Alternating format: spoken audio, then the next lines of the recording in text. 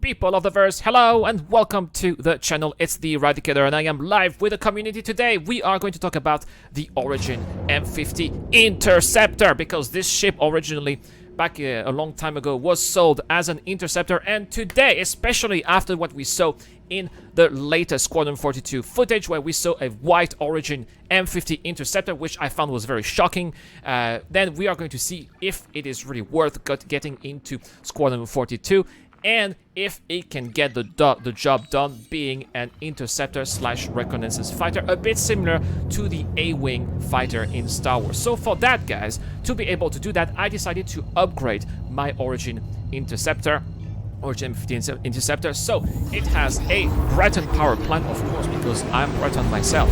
So it has to be to have a Breton power plant. It's also the most powerful size 1 power plants. It has two size 1 ultra flow coolers. It also has 2 size 1 FR66 shield generators, which are, in my opinion, some of the best shield generators that you can find in the verse right now, especially given the nature of the M50. The FR66 shield generators have the fastest regeneration rate, so that also means that you can go in and out of combat quickly to regenerate your shields. Once they are regenerated, you can go back into the fray as quickly as possible, and that is going to be a great asset for your combat experience. And on top of that, we have also put some NDB-28 neutron repeaters that are going to shred NPCs into pieces. So without further ado, let's make a mission right here. Let's do a mission and let's get into the fray with an ECN alert here. I think that this one is the ECN alert for 4,000 of our UEC, so we are going to have some Drake Buccaneers as opponents, and we will see how effective that is. We are also going to see how fast that ship can go in combat, and yeah, we're going to see that it is going to be quite impressive. Let's have a look at the chat at the same time. Dan Gog says, hello, Pritch 39, and forget being able to fly if you're in the glaive, and 2 FR66 plus 1 Mirage and 1 Z FR66. I don't know about this, Gomichu, I think I'm quite happy with the 2 FR66, and we're going to see why. Anyway, we already have our first opponent here, our first enemy, and that is of course a Buccaneer. And boom, let's look at quickly here. Look at how quickly that ship, that Origin M50, is turning. The idea is to get on the tail of those ships as quickly as possible, because it is a ship that is extremely agile and nimble, and look at how quickly it can turn and get on, I would say, the wrong side of that ship, right behind the tail of that Buccaneer, which of course is also busy trying to attack that Suffer. Boom! Did you see how quickly that was, guys? How quickly I was able to take down that Buccaneer. This is actually this is quite impressive, actually. I've done this mission plenty of times with other ships, not just this one, but also Cutlass Red, Glaive, and not Glaive, Gladius, and this was really quick. Why? Because this ship is able to get again on the tail and as really close, very quickly, really close to those enemy ships, and you can really hit them really hard as a result. Boom! Did you see that? How quickly we can follow and get on the tail here of those Buccaneers, which themselves are fast ships. So that is all the way even more impressive here. Now we are using 2 fixed weapons, of course, size 2 weapons, which is also why, boom, we've already quite done some damage. Now, of course, the NPC here, the NPC Starfarer, is probably helping as well. But look at how quickly we get to that wreck. That Buccaneer here is already a wreck. There you go, target eradicated. Looks like there's another one. You can see the other Buccaneer did try to attack my M50. The FR66 here, the double FR66, were able to completely regenerate in no time, giving that extra security, which quite frankly is lacking if you are flying a stock M50. Because let's remember, guys, the stock M50 is not a combat ship. The stock M50 is a racer. It is also outfitted with racing components, which are not designed and suitable for combat, which is why it is very easy to die if you have an M50 and you're not doing a lot of damage, because it has size 1 autocannons that are not so effective, but with the right equipment, boom, there you see that again, guys. 12 target eradicated, and we've got one more here for the win. I think that this one is going to be the last one, and you're going to see once again how effective it is. Let's get as quickly as possible, yes, towards that target. There you go, getting that little reticle, that little pip here, nicely aligned on the tail of that Buccaneer. It is quite damaged. Once again, you can see it is not doing much. The staff arrow is also helping quite a bit, as you can see. Boom, boom, boom, boom. There we go. It lost something again. There's only the cockpit basically, and this normally is not easy to follow, because when the ship is shredded to pieces like that, there we go, target already, they usually go away pretty quickly, but the M50 was able to follow the target, and that's pretty much it, guys. There we go, objective complete, 4,000 Alpha UEC, and that was quite easy, I gotta say.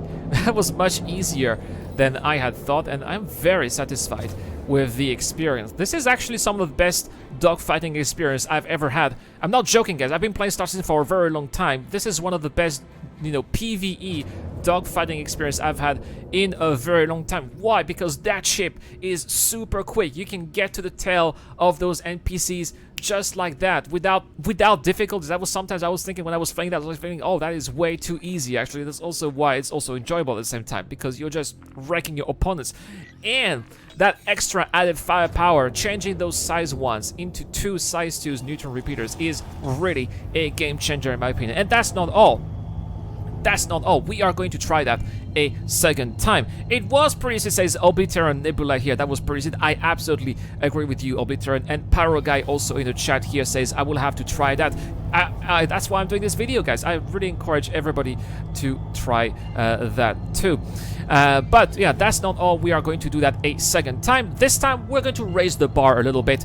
We are going to do the 7,000 Alpha UEC mission, and we are going to do that flying against some Cutlass Blacks. Now that is going to be much more difficult, obviously, because those Cutlass Blacks are not Buccaneers.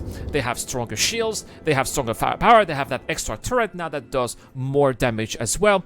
And against that little nimble M50, we are going to see if that is going to make a difference, or if that M50 Interceptor is going to be able to shred those Cutlass Blacks to pieces as well, just like we were able to do that with those Buccaneers. Incarius says, it's good to see. I love Origin ships, so seeing them before I buy them gives me an idea of what to expect. Well, again, guys, remember, this is not the stock M50. This is the fully upgraded M50. So when you buy the M50, and I've flown the M50 quite a few times in the verse, I have never had this experience flying the M50 before. I was always disappointed. I was like, man, this is how the M50 fights, and it's like, and I don't like racing. Yeah, and I gave up. I literally gave my M50s away. When I had some M50s, that was last year, I gave them away on this channel in the monthly giveaways. That's how I wanted nothing to do. I wanted to have nothing to do with those M50s. And guys, I'm telling you, as I'm flying here, I am really changing my mind, because I am having a lot of fun. There we go. There's a Cutlass flying right. I'm trying to get to the on the tail of that Cutlass as much as I can. Look at how quickly we can get to the tail here, using the afterburner to follow to follow the trails of that Cutlass. That Cutlass is trying to also change vectors, change attack direction to try to attack me. There is nothing that it can do, because every time it is trying to turn, I am turning at the same time, and I am turning faster than that Cutlass. It is just absolutely helpless. Boom! Did you see how quick that went? That was just amazing. We're gonna have, let's do it one more time here, just to show you that this was not luck. We're going to do it here a second time. Again, same strategy, using the speed of the M50 to get to its tails and to its blank spots here, where it cannot, blind spots where it cannot really hit me. And when it is trying, you can see that I am much faster than what it is. It has already lost all of its shields. Oh, let's try. It's trying to to get towards me. It is failing because, you know, it is so light. This M50 is so light that the side thrusters are also quite effective as well. It's trying its best, though. It's trying its best to have me in front of it, but that's not how it works when you are flying a heavy fighter like a Cutlass against a mini interceptor like the M50. And target eradicated just like that as well. There's another Cutlass here that I'm afraid is not going to last that long. And this time the NPC ship that I have to protect is not really helping much because it's a freelancer. It's not nearly as strong, as powerful as a Starfarer. It's much weaker as well. Those Cutlasses can do a lot of damage against those freelancers, but there's just absolutely nothing they can do. Those shields are literally being shredded, and then the hull of the ship is also taking a lot of damage. Oh, I'm just in front. You can see, even though they're trying to shoot me, the M50 is so small that they can't even hit. They can't even hit the M50. That's also the other advantage. The speed, and also, boom, there we go. The speed and the size of the M50. That was absolutely magnificent. I loved it. There's another one here. I think that this is going to be the last one for the win. 7,000 Alpha UEC. So let's do this one more time. Let's dance. Let's dance, as the commercial of the Cutlass said 5 years ago. By the way, that was a long time ago. Oh no, this is not the Cutlass. This is a Buccaneer. This is a Buccaneer. Well, that's going to be a great opportunity to show that what we did earlier against those Buccaneers was not a fluke. So same strategy as before. Get as close as possible so that we can have the best angle possible to shoot at the cockpit or some of the wings, or at least some sensible parts of the hull, and also try to outmaneuver this ship here, which can. The M50 can outmaneuver basically any ship. Oh, this is bad. This is bad. I can't shoot it. See, I couldn't shoot because if I had shot and missed, I would have shot the freelancer. The freelancer would have targeted me as an enemy, and that would have killed everything. There we go. Target eradicated. I think that this is pretty much it, guys. This is pretty much it. And yes, I had a blackout earlier, right? that's absolutely right. And that's pretty much it for this video, guys. I'm having a lot of fun flying an M50, an upgraded M50. This is one of the best dogfighting experience I've had against NPCs in the verse.